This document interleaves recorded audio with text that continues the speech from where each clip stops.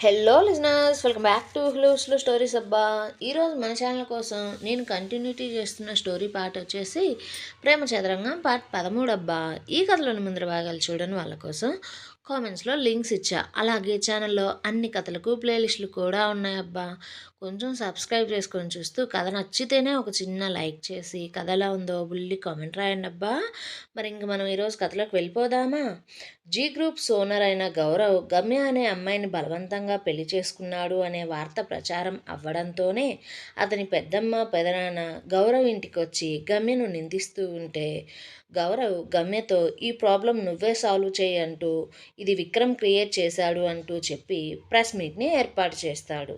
అయితే గమ్య మొదట కొంచెం కంగారు పడినా సరే మీడియా వారిని చూస్తూ చూడండి, మీకు ఈ వార్త ప్రచారం చేసే ముందు దీంట్లో నిజమేదో అబద్ధమేదో ఒకసారి చెక్ చేసుకుని ప్రచారం చేయొచ్చు కదా అనగా ఒక రిపోర్టర్ నిజమేనని సాక్ష్యాలు కూడా పంపించారు కదా, ఇక చెక్ చేయాల్సిన అవసరం ఏముంది అనగానే గమ్య గౌరవ్కి మాత్రమే వినిపించేలా, గౌరవ్ ఇప్పుడు నేనేమన్నా మీడియా ముందు తప్పుగా మాట్లాడితే రేపది ఇంతకన్నా పెద్ద న్యూస్ అవుతుందేమో, సో నీ రిప్యుటేషన్ ఇంకా దెబ్బతింటుంది కాబట్టి నువ్వే ఏదో ఒకటి చేయొచ్చు కదా అనగానే గౌరవ్ కూడా చూడు గమ్య, ఇది సాల్వ్ చేయడం నాకు ఒక విషయమే కాదు, కానీ నేను ఇందులో ఇప్పుడు ఇన్వాల్వ్ అయితే నేను డీల్ చేసే విధానం చాలా దారుణంగా ఉంటుంది, అది కొంతమందికి అంత మంచిది కాదు, ఇప్పుడు చెప్పు నేనే డీల్ చేయనా అనడంతో గమ్య గౌరవ్ మాటలలో అర్థాన్ని గ్రహించి మీడియా వైపు తిరుగుతూ చూడండి, నా గురించి మీరు ఏమనుకొని రాశారో నాకైతే తెలియదు, అందుకే నేనే నా గురించి చెప్తా, మీరే అందులో నిజమేదో అబద్ధమేదో తెలుసుకొని జనాలకు కూడా చెప్పండి, మీరు రాసినవన్నీ నిజాలే కానీ అక్కడ పరిస్థితులు మాత్రం వేరు, నాది ఓ పల్లెటూరు, నాకు మా బావంటే ఇష్టం, అది ఎలాంటిది అని మాత్రం అడగద్దు, మేము ఒకే ఇంట్లో కలిసి పెరిగాం, కలిసి చదువుకున్నాం అంటూ చెప్పడం మొదలుపెట్టడంతో గౌరవ్కి విక్రమ్ అంటే ఇష్టం అనే మాట వినిపించడంతో పిడికిళ్ళు గట్టిగా బిగుసుకున్నాయి. అయినా సరే గమ్య మాట్లాడుతూనే ఉంది గౌరవ్ని పట్టించుకోకుండా. గౌరవ్ కూడా చిన్నప్పుడు మాతో పాటే చదువుకున్నాడు, తను అప్పటి నుంచే నాకు తెలుసండి, నేను మా బావ మీద ఇష్టంతో తనను పెళ్లి చేసుకోవాలి అనుకున్నా, అందుకు మా కుటుంబం వారు కూడా సరే అన్నారు, ముహూర్తాలు కూడా పెట్టారు, మండపాన్ని కూడా వేశారు, నేను పెళ్లి కూతురుగా ముస్తాబయ్యి నా బావ కోసం ఎన్నో కలలతో కళ్యాణ మండపంలో ఎదురు చూస్తూ ఉన్నా, కానీ మా బావ విక్రమ్ నేనంటే ఇష్టం లేదని, నా మీద ఉన్న కొంచెం ఇష్టం కూడా సిటీ చదువుల్లో కొట్టుకుపోయిందంటూ తన ప్రపంచం నా ప్రపంచం వేరంటూ ఉత్తరం రాశాడు, అందుకే మా ప్రపంచాలు వేరవ్వడంతో తను మరో అమ్మాయిని ఇష్టపడ్డాడు, కానీ ఆ విషయం ముందే చెప్పకుండా పెళ్లిపీటల దాకా తీసుకుని వచ్చాడు, నన్ను పెళ్లిపీటల మీద ఒంటరిని చేసి వెళ్ళిపోయాడు, కానీ గౌరవ్ ఆ సమయంలో నా మెడలో తాళి కట్టాడు, అతను అలా చేయడానికి కారణం ఓ విధంగా మా మాటలే, కానీ మా బావను ఇష్టపడ్డ నాకు గౌరవ్ అలా చేయడం నచ్చలేదు, నేను గౌరవ్ మీద కోప్పడ్డా, కొట్టాను, అతను నాతో ఎంత మాట్లాడాలని చూసినా సరే నేను తన మాటను వినలేదు, లెక్క చేయలేదు, అతను చెప్పేది అర్థం చేసుకోకుండా నా బావలేని ప్రపంచం నాకొద్దు అంటూ బావిలో దూకేశాను, కానీ నలుగురిలో తాళి కట్టి నన్ను తన భార్యగా చేసుకున్న గౌరవ్ నన్ను కాపాడుకున్నాడు. ఆ తరువాత నాకు గౌరవ్ అసలు నిజాన్ని చెప్పాడు, తను చిన్నతనం నుంచి నన్ను ప్రేమిస్తున్నానని, తనకు నేనంటే ప్రాణమని, దాంతో నాకు అసలు ఆ నిమిషంలో ఏం చేయాలో తెలియలేదు, ఒకరు నన్ను కాదనుకున్నారని నా ప్రాణాలను తీసుకోవడానికి నేను ప్రయత్నించా, కానీ మరొకరికి నేను ప్రాణం కన్నా ఎక్కువ అని తెలిసి మౌనంగా ఉండిపోయా ఆ క్షణంలో, ఆ సమయంలోనే నా తండ్రి విక్రమ్ కోసం చేసిన అప్పులో ఊబిలో ఇరుక్కుపోతే నా మెడలో తాళి కట్టి నా విలువను నలుగురిలో ఎలా కాపాడాడో అలాగే నా ఇంటి బాధ్యతను కూడా తన బాధ్యత అనుకొని మా నాన్నకు ఒక కొడుకులాగా సాయం చేశాడు.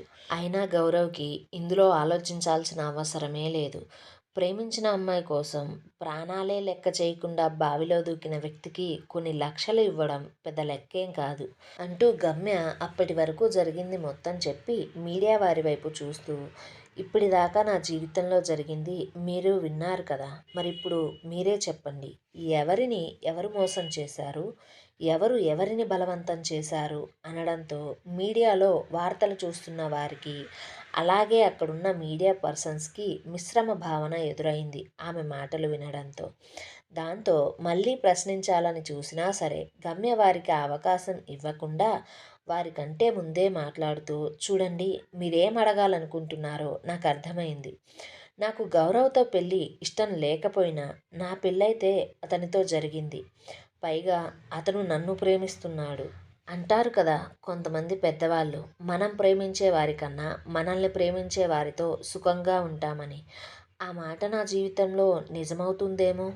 నేను ఇప్పుడు సుఖంగా ఉన్నానో లేదో అనేది పక్కన పెడితే, నేను నా ప్రేమకు దూరమై కొన్ని గంటల నుంచి ఎంత బాధను అనుభవిస్తున్నానో, ఆ బాధ గౌరవ్ కొన్ని సంవత్సరాల నుండి నా వల్ల అనుభవిస్తున్నాడు. అలాంటప్పుడు గౌరవ్ తనకు వచ్చిన ఈ అవకాశాన్ని వదులుకోకుండా నన్ను భార్యగా చేసుకున్నాడు. నాకది తప్పుగా అనిపించడం లేదు. మరి మీకెలా అనిపిస్తుందో నాకైతే తెలీదు. అలాగే ఇక మా బావ గురించి అయితే చిన్నతనం నుండి కలిసిమెలిసి పెరిగి మనసిచ్చిన నన్ను, అలాగే అతని మీద ఎంతో నమ్మకంతో పెంచిన మా అమ్మా నాన్నలను కూడా మోసం చేశాడు. అలాంటి వాడి కోసం ఎదురు చూడ్డం, మారతాడు అనుకోవడం, మనసును అర్థం చేసుకుంటాడు అనుకోవడం మూర్ఖత్వం అవుతుంది. నన్ను ప్రేమించిన గౌరవ్‌ని భర్తగా ఒప్పుకోకపోవడం, ఎవరో వచ్చి ఏదో చేస్తారు అనుకోవడం నా అమాయకత్వం అవుతుంది. అందుకే నేను నాకు జరిగిన పెళ్ళికి విలువనిస్తున్నా. అలాగే నా మెడలో కట్టిన తాళిని గౌరవిస్తున్నా. కట్టిన గౌరవ్‌ని భర్తగా భావిస్తున్నా. నా భర్త గురించి అసలు మీరు రాయవలసింది ఇప్పుడు ప్రచారంలో ఉన్న వార్తలు లాంటివి కాదు. అసలు ఏం రాయాలంటే, ఒకరి చేతుల్లో మోసపోయిన అమ్మాయిని ఆదుకున్న గౌరవని రాయాలి. తను ప్రేమించిన అమ్మాయి ప్రేమకు విలువనిచ్చి కొన్ని సంవత్సరాలు ఆ అమ్మాయితో ఎడబాటును భరించిన గౌరవని రాయాలి. అతను ప్రేమ నిజమైనది కాబట్టే ఆ అమ్మాయి చివరికి తన భార్య అయ్యింది అని రాయాలి అనడంతో మీడియా వారికి, న్యూస్ చూస్తున్న వారికి గౌరవ్ ఆమెను ప్రేమించినట్లు తెలియడంతో, ఆమె చెప్పిన విషయాలన్నీ వినడంతోనే ఇక అంతకు మించి వారి దగ్గర ఆమెను అడగడానికి ప్రశ్నలేమీ లేకపోవడంతో ముందు కొద్దిసేపు మౌనంగా ఉన్నా సరే గౌరవ్‌ని చూస్తూ ఒక రిపోర్టర్ కొంచెం ధైర్యం చేసుకొని, సార్ మేడం చెప్పినట్లుగానే ఆమెను మీరు ప్రేమించారా? లేక ఇప్పుడు వచ్చిన వార్తలకు భయపడుతూ ఆమెను బెదిరించి ఈ మాటలను మీరే చెప్పిస్తున్నారా? అంటూ అడగడంతోనే గౌరవ్ గమ్య భుజం చుట్టూ వారందరి ముందు చేతిని వేసి, ఇప్పటి వరకు గమ్య మీడియాతో చెప్పిన మాటలను గుర్తు చేసుకుంటూ, నేను గమ్యను ప్రేమించా. ఈ మాట నిజం. ఆమె పెళ్ళి ఆగిపోయింది. అది కూడా నిజం. ఆ సమయంలో నేను తన ఇష్టంతో పని లేకుండా తన మెడలో తాళి కట్టా. అదీ నిజం. తరువాత తనకు నా ప్రేమ చెప్పడం కూడా నిజం. అలాగే ఇప్పుడు తను చెప్పిన మాటలన్నీ కూడా తన సొంతవే అనేది కూడా నిజమే. ఒకవేళ మీకు అంత అనుమానంగా ఉంటే తాళినైతే నేను బలవంతంగా మెడలు వంచి కట్టేశానేమో. కానీ ఆ మ్యారేజ్‌ని రిజిస్టర్ చేయాలంటే సంతకాలను చూపించడం అంత సులభమైతే కాదు కదా! కొన్ని రోజుల క్రితమే మా మ్యారేజ్‌ని మేం రిజిస్టర్ కూడా చేయించాం. అందులో గమ్య ఇంకా తన తల్లిదండ్రుల సంతకాలు కూడా ఉన్నాయి. అలాగే అవి వారి ఇష్ట ప్రకారమే పెట్టారు. కాబట్టి ఇక మీకు తెలిసిన కొంచెం విషయాలను నచ్చినట్లు ప్రచారం చేసుకోమాకండి. ఇప్పుడు చెప్పిన నిజాలను మాత్రమే ప్రచారం చేయండి అంటూ గౌరవ్ కొంచెం ఆలోచిస్తూ మీడియా వారందరినీ చూస్తూ, మీరందరూ నా పెళ్ళి చూడలేకపోయారు. అందుకే మీకు నా పెళ్ళిలో ఇన్ని అనుమానాలు వచ్చాయి కదా! అలాగే ఇప్పుడు గమ్య నిజం చెప్తుందా? లేదా నేను బెదిరించి చెప్తున్నానా అని కూడా చాలామందికి అనుమానాలున్నాయి కదా! ఇప్పుడు చెప్తున్నా వినండి. నా మిత్రులకు, శ్రేయోభిలాషులకు, ఇంకా నన్నిష్టపడే వారికి ఇదే నా తరపున ఆహ్వానం. నా భార్య తరపున కూడా ఆహ్వానం. రేపు సాయంత్రం మా ఇంట్లో మా పెళ్లి రిసెప్షన్‌ని నేనేర్పాటు చేస్తున్నా. సో, మీరందరూ రావచ్చు. అలాగే మీ అనుమానాలన్నీ తీర్చుకోవచ్చు. సో రిసెప్షన్కి వచ్చిన ప్రతి ఒక్కరికి మా ఇద్దరి మధ్య ఉండే అన్యోన్యతను చూస్తే వారి అపోహలన్నీ దూరమైపోతాయి అంటూ విక్రమ్ వారిని విడదీయడానికి పెట్టిన చిచ్చులో గౌరవ్ నీళ్లు పోసి దాన్ని అతని రిసెప్షన్ ఇన్విటేషన్గా మలుచుకుని గమ్యను తీసుకుని ఇంట్లోకి వెళ్ళిపోతూ మళ్ళీ ఏదో గుర్తొచ్చినట్లుగా వెనక్కి తిరిగి మీడియా వారి వైపు చూస్తూ గౌరవ్ గమ్య చుట్టూ మళ్ళీ చేతిని వేసి అతనికి దగ్గరగా నుంచోపెట్టుకుంటూ, చూడండి రిపోర్టర్స్, మీ ఛానల్స్కి నేను నా రిజిస్టర్ మ్యారేజ్ సర్టిఫికేట్ని మెయిల్ చేస్తా. సో మీరు దాన్ని న్యూస్లో వేసి మీరు చేసిన ఈ కాంట్రవర్సీకి నా భార్యకు సారీ చెప్తూ మా ఇద్దరు మ్యారేజ్కి కంగ్రాట్స్ చెప్పండి. ఎందుకంటే ఇప్పుడు ఇంత న్యూసెన్స్ క్రియేట్ అవ్వడానికి కారణం మీరే. లేదు కాదు అలా చెయ్యమంటారా? అయితే మా స్వేచ్ఛకు భంగం కలిగించినందుకు, నా కంపెనీ రెప్యుటేషన్ పాడు చేసినందుకు, నా భార్య మనోభావాలను దెబ్బతీసినందుకు నేనే స్వయంగా మీ అందరి మీద లీగల్ యాక్షన్ తీసుకుంటా.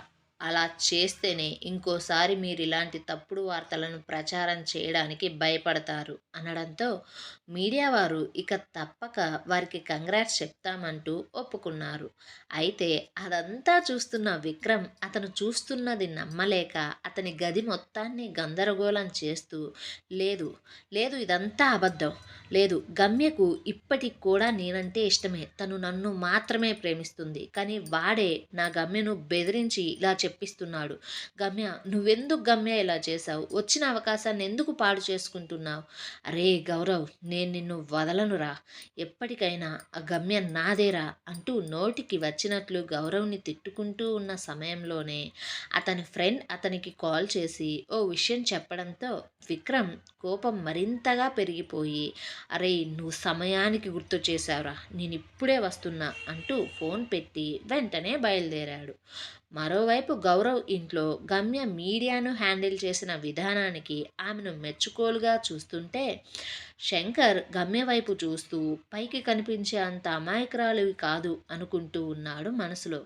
దేవి మాత్రం గమ్యను చూస్తూ, ఏ ఎండకు ఆ గొడుగు పట్టడం అంటే నాకు ఒకప్పుడు తెలిసేది కాదమ్మా, కానీ నిన్ను చూస్తుంటే నాకు ఇప్పుడు బాగా అర్థమవుతుంది, నువ్వు బాగా బ్రతక నేర్చిన దానివి, అయినా అసలు ఇప్పుడు నువ్వు చెప్పిన మాటలలో నిజాలెన్ని అబద్ధాలెన్ని అంటూ నిర్మల వైపు చూస్తూ, ఇదిగో నిర్మల, అంత తొందరగా ఎవరిని నమ్మకూడదమ్మా, కొంతమంది పైకి కనిపించే అంత మంచిగా అస్సలు ఉండరు, పరిస్థితులన్నిటినీ ఒక్క నిమిషంలోనే వాళ్ళకు అనుగుణంగా మార్చేసుకుంటారు అంటుంటే గమ్య అప్పటిదాకా జరిగిందంతా తలుచుకుంటూ బాధగా ఇక అక్కడ ఉండలేక ఆమె రూమ్లోకి వెళ్ళిపోయింది.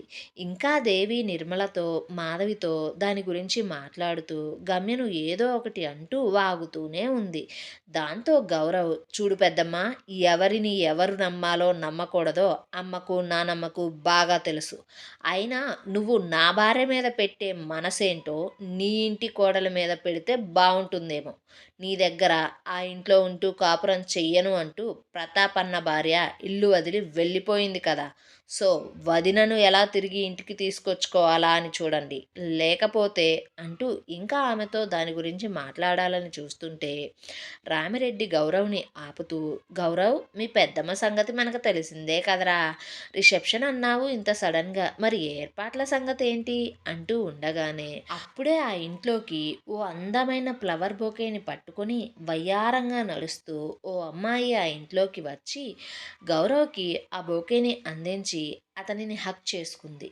ఇంకోవైపు రూమ్లో బాధగా ఉన్న గమ్య ఫోన్ మోగడంతోనే ఆమె ముఖ కవలికలు మారిపోయాయి. ఏమండోయ్, అంత కోపంలో ఉన్న విక్రమ్కి ఏ విషయం తెలిసి బయటికి వెళ్ళిపోయాడు?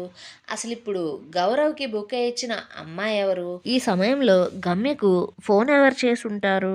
ఇప్పటి నుంచైనా గౌరవ్ గమ్యను బాధ పెట్టడం తగ్గిస్తాడా? గమ్య గౌరవ్ మనసును అర్థం చేసుకుని ప్రవర్తిస్తుందా? ఈ ప్రశ్నల సమాధానం కోసం మన ఛానల్ని సబ్స్క్రైబ్ చేయండి. ఈ వీడియోని లైక్ చేయండి. కథా కథనం ఎలా ఉందో ఓ బుల్లి కామెంట్ చేసి చెప్పండి అబ్బా కొంచెం.